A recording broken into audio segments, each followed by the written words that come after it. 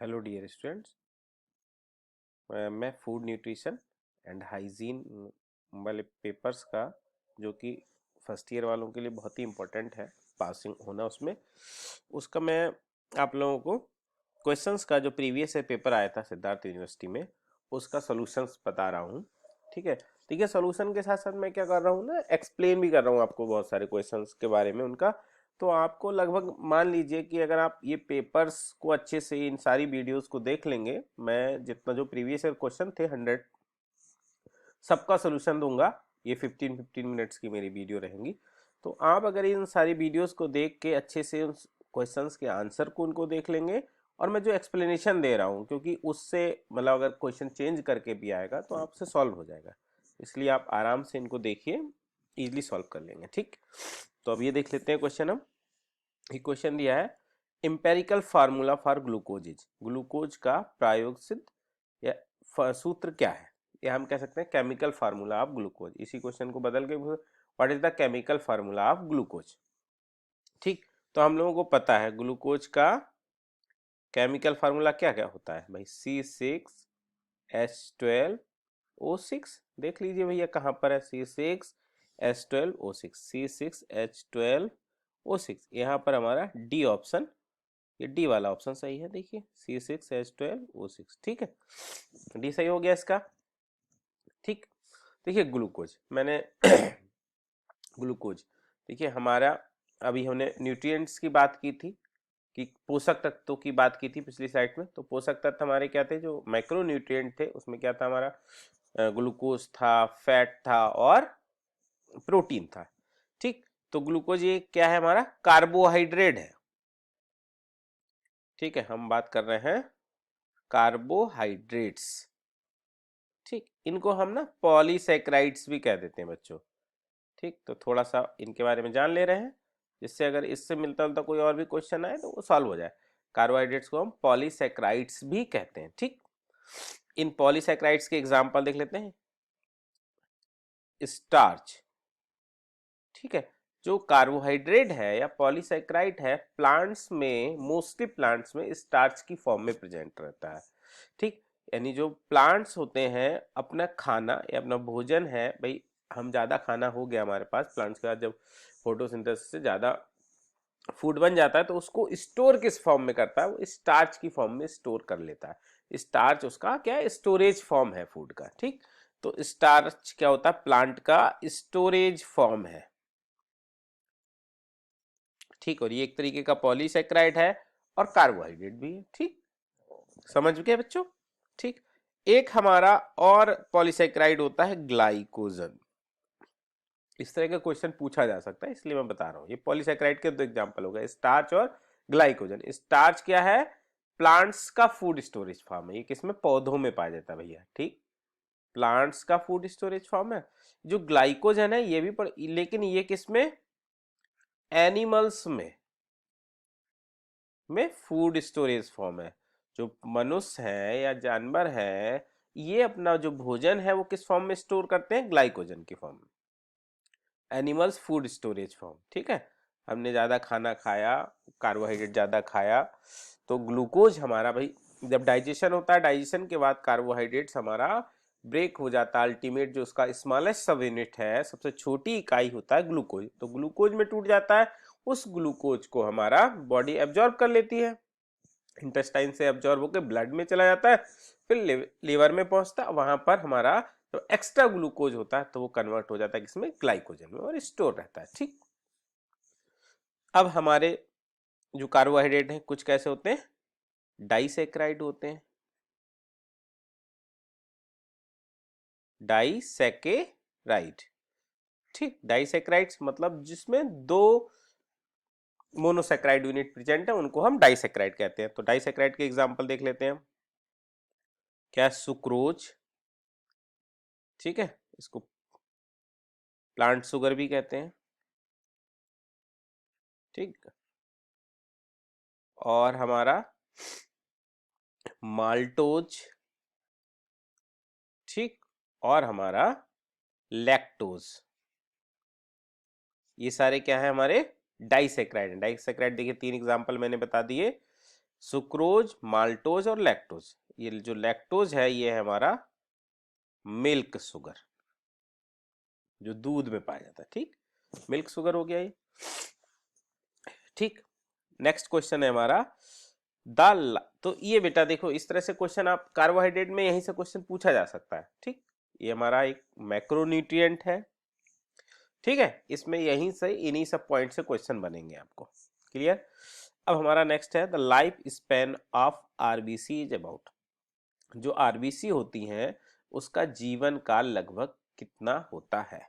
ठीक, आरबीसी जो बच्चों ब्लड होता है ना, हमारा रक्त होता है, ब्लड, या इसको हम कह सकते हैं रक्त। इसमें मेनली इसको दो पार्ट्स में डिवाइड कर लेते हैं। ठीक, जो ब्लड है हमारा, ब्लड्स को हम मेनली टू पार्ट्स में डिवाइड कर लेते हैं। क्या है वो पार्ट्स, देखो अभी बता रहा। ब्लड हो गया, ठीक, इसको हम रक्त कह सकते हैं हिंदी में। इसको मेनली दो पार्ट्स में डिवाइड कर लेते हैं। ठीक, जब हम ब्लड का स्टडी करते हैं, एक पार्ट तो कहलाता है प्लाज्मा, दूसरा होता है ब्लड सेल्स। प्लाज्मा और ब्लड सेल। तो प्लाज्मा जो होता है वो लगभग 55% होता है। तो रिमेनिंग कितना बचा, जो बचा हुआ बचा, यानी 45% हमारा ब्लड सेल्स है।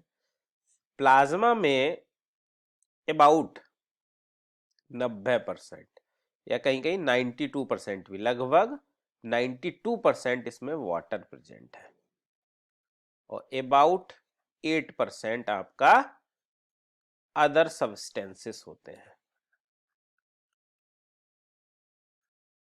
अदर सब्सटेंस और मालूम, तो इसमें क्या क्या हो सकते हैं आपकी, ऑर्गेनिक कंपाउंड्स होते हैं कुछ, organic molecule and inorganic molecule.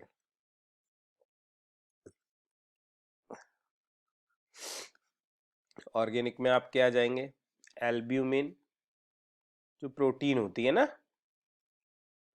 Blood में पाई जाती है। ठीक, उसके अलावा फाइब्रिनोजन।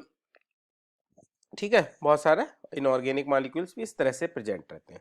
तो ये तो कि ब्लड सेल्स। अब ब्लड सेल्स की बात करें तो ब्लड सेल्स में आरबीसी, हिंदी में लाल रक्त कणिकाएं या रेड ब्लड कार्पसेल्स बच्चों। ठीक, देखिए मैं नाम इसलिए बता रहा हूं कि हो सकता है फुल फॉर्म भी पूछ ले। पिछले क्वेश्चन में देखिए आया था आरडीए का, तो ऐसे आरबीसी का ही पूछ सकता है। आरबीसी का फुल फॉर्म हो गया रेड ब्लड कार्पसेल्स। ठीक, लाल रक्त कणिका। इनका जीवन काल, इसका अगर आंसर की बात करें तो जीवन काल होता है 120 दिन। ठीक, देखिए ये जो लाल रक्त कणिकाएं या आरबीसी हमारे ब्लड में बनती हैं, हमारी बॉडी में कहाँ बनती हैं, देखिए हाँ, यानी जो रेड ब्लड सेल्स हैं, ये रेड ब्लड सेल्स हैं, इनका फॉर्मेशन कहाँ हो रहा है, कहाँ बन रही हैं, फॉर्मेशन होता है इनका बोन मैरो में। ठीक है, जो बोन मैरो होता है, ठीक है, तो बोन मैरो में इनका फॉर्मेशन होता है, सिंथेसिस। ठीक, तो 120 दिन के बाद क्या हो रहा है, लाइफ स्पैन है, यानी जीवन काल है, 120 दिन में इनका जीवन काल समाप्त हो जाता है। जीवन काल इनका समाप्त क्या होता है, स्प्लीन एक भाग होता है हमारी बॉडी में, स्प्लीन। तो स्प्लीन को ग्रेवयार्ड ऑफ आरबीसी कहा जाता है। क्या कहा जाता है, ग्रेवयार्ड, ग्रेवयार्ड ऑफ आरबीसी, सब ग्रह। ठीक है, सभागृह ऑफ आरबीसी। ठीक, ये बात हो गई। नेक्स्ट क्वेश्चन है हमारा, हाँ, इसके अलावा और कौन कौन सी ब्लड सेल्स पाई जाती है, आरबीसी हो गई, WBC, white blood corpuscles and blood platelets. तो ये सारे कंपोनेंट्स ब्लड के इसमें पाए जाते हैं। ठीक है, तो RBC, WBC and white blood and platelets. ठीक, अब देखिए नेक्स्ट क्वेश्चन है, typhoid is caused bye. Typhoid किसके द्वारा होता है, वैसे देखिए टाइफाइड का जो मेन किसके द्वारा होता है, पहली बात तो ये, हाँ, ये बैक्टीरियल डिजीज है या वायरल, तो ये होता है बैक्टीरिया के द्वारा। ठीक, उस बैक्टीरिया का नाम वैसे तो साल्मोनेला टाइफी होता है, ठीक है, टाइफाइड, या इसको हम, ठीक है, मियादी बुखार भी कहा जाता है हिंदी में, ठीक। तो साल्मोनेला टाइफी होता है। अब इसमें साल्मोनेला टाइफी तो कोई ऑप्शन है नहीं, जो बैसिलस टाइफोसस ये दिया ना, बैसिलस टाइफोसस फर्स्ट वाला ऑप्शन, तो यहां पर यही ऑप्शन ठीक है। ये दोनों भी बैक्टीरिया है, ये सारे बैक्टीरिया ही दिए हैं। इसमें जो बैसिलस थ्यूरिंजेंसिस बैक्टीरिया, ये प्लांट्स को इन्फेक्ट करता है, ठीक है, ये किसको करता है, प्लांट्स को इन्फेक्ट करता है, ठीक है। तो हमारा जो टाइफाइड है वो किसके द्वारा होता है, बैसिलस टाइफोसस या साल्मोनेला टाइफी के द्वारा, ठीक। अब नेक्स्ट क्वेश्चन आता है हमारा, फ्लोरीन इज नेसेसरी फॉर, ठीक है, फ्लोरीन इज नेसेसरी फॉर। देखिए जो फ्लोरीन होता है ये कंपाउंड, अगर आपने देखा होगा ना टूथपेस्ट में भी कहते हैं ये फ्लोरीन प्रेजेंट है, तो समझ लीजिए टूथपेस्ट किसके लिए, दांतों के लिए, या दांतों की मजबूती के लिए हमारा फ्लोरीन जरूरत होता है, ठीक है। हमारी बॉडी का जो हार्डेस्ट पार्ट होता है जिसको हम कहते हैं, अगर पूछा जाए कि बॉडी का सबसे कठोर भाग कौन सा, तो वो होता है दांतों में पाया जाने वाला इनेमल, ठीक। तो इस इनेमल को बनाने के लिए फ्लोरीन जरूरी है, यानी पहला क्वेश्चन हो गया हेल्दी टीथ के लिए, ठीक। इसके अलावा ना फ्लोरीन जो होता है, जो हमारी हड्डियां होती हैं उस हड्डियों के विकास के लिए भी, यानी बोन्स डेवलपमेंट के लिए भी जरूरी है, यानी हेल्दी बोन्स के लिए भी हो गया, ठीक। और प्रिवेंटिंग ऑस्टियोपोरोसिस, तो हड्डियां, ऑस्टियोपोरोसिस मतलब हड्डियों का घुनना, ठीक है, तो ऑस्टियोपोरोसिस को रोकता भी है। तो इसमें हमारे ये चारों ऑप्शन यानी ठीक है, तो इसमें डी ऑप्शन सही हो जाएगा। फ्लोरीन का सोर्स क्या होता है, फ्लोरीन देखिए रिच समुद्र में खूब पाए, तो समुद्री जो भी खाना है उन सब में रहता है प्रेजेंट हमारा, ठीक। नेक्स्ट है हमारा जिंक, ठीक। तो जिंक क्या काम करता है भैया, तो देखिए जिंक का जो काम है भाई, ये सब क्या है, देखो माइक्रो न्यूट्रिएंट है बच्चों, ठीक है, ये बात ध्यान रखना। तो जिंक है हमारा एक माइक्रो, एक तरह का क्या है, माइक्रो न्यूट्रिएंट है, ठीक। इसका काम क्या हो गया, जिंक दो काम करता है हमारी बॉडी में, एक तो इम्यून सिस्टम में काम करता है, इम्यून सिस्टम मतलब जो जो हम तंत्र हमारे शरीर में रोगों से लड़ने की क्षमता बनाता है, वो इम्यून सिस्टम कहलाता है, ठीक, यानी हमारे डिफेंस सिस्टम का ये पार्ट है। दूसरा ये हमारी मेटाबॉलिज्म के लिए भी जरूरी है। अब हम देख लेते हैं यहां पर कौन सा ऑप्शन दिया है, तो zinc is necessary for strong immune system, muscles, bones, none of the above. तो इम्यून सिस्टम दिया है, तो मसल्स और बोन्स में इसका कोई योगदान नहीं, ठीक है। तो zinc is necessary for immune system, यानी फर्स्ट पहला ऑप्शन इसका प्रतिरक्षा प्रणाली, ठीक, ये ऑप्शन ठीक हो गया, क्लियर। ये तो देखो सब बच्चों को पता होगा, mid day meal programme is initiated by, किसके लिए किया जाता है, किसके लिए होता है mid day meal, primary students के लिए, ठीक है, कॉलेज स्टूडेंट्स के लिए तो नहीं होता ना, कॉलेज ऑफिशियल कॉलेज स्टूडेंट के लिए तो होता नहीं है, प्राइमरी स्टूडेंट के लिए, आपके गांव में प्राइमरी स्कूल देखते हो आसपास, वहां मिड डे मील का खाना बनता है, ठीक है। Patients suffering from constipation are advise to take diet, देखिए भैया कब्ज से पीड़ित रोगी को किस तरीके का आहार देना चाहिए, बताओ, आप लोगों को पता होना चाहिए। तो हम ऐसे लोगों को क्या कहते हैं, हाई फाइबर डाइट दें, ऐसा खाना दें जिसमें फाइबर खूब ज्यादा हो, ठीक है, फाइबरस फूड, पत्तेदार सब्जियां खिलाइए, फाइबरस फूड जिसमें फाइबर रहे ज्यादा से ज्यादा, वो देंगे तो उनका सुबह को फ्रेश अच्छे से हो जाएंगे, ठीक है।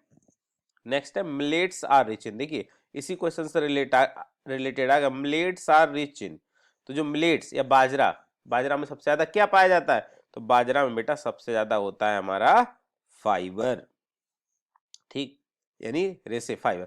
अब यहीं पे वो पूछ ले कि ऐसे पेशेंट जो कॉन्स्टिपेशन से उनको कौन सी चीज देना चाहिए, अब यही ऑप्शन, कौन सा पदार्थ, दालें दें हम, मिलेट्स दें, ठीक, और सोयाबीन दें, ये तो हम क्या कह दें भाई मिलेट्स, बाजरा, तो बाजरा में क्या है सबसे ज्यादा पाया जाता है फाइबर, तो अगर किसी व्यक्ति को कब्ज है या कॉन्स्टिपेशन, तो उसको हम किस तरह का खाना दें जिसमें फाइबर ज्यादा हो, यानी हम उनको बाजरा दे सकते हैं, ठीक है। तो आगे का मैं इसी तरह से वीडियो डालता रहूंगा, आपको खूब ढेर सारे क्वेश्चन सॉल्व करा दूंगा, जिससे आप लोगों का ये पेपर में कोई दिक्कत ना आए।